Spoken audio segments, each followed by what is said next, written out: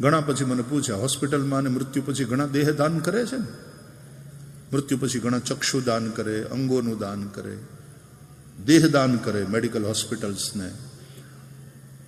તો વિદેશમાં પણ ઘણા મને પૂછે કે આ દેહદાન છે એ ધર્મ અનુસાર છે કે નહીં. મેં કીધું જ્યાં સુધી વૈદિક હિન્દુ ધર્મને લાગે વળગે ત્યાં સુધી હા ધર્માનુસાર છે. કારણ ભાગવત એ મારો વિશ્વાસ છે, ભાગવત એ મારો વિષય છે, અને ભાગવતમાં દધીચી મુનિ આવું દેહદાન કર્યું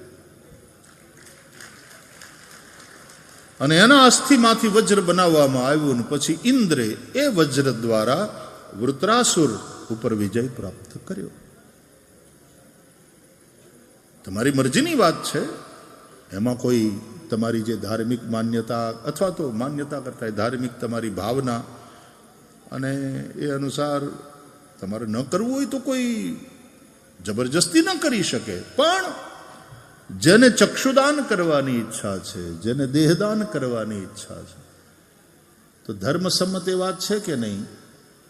છે, ભાગવત સંમત છે. દધીચી મુનિએ દેહદાન કર્યું.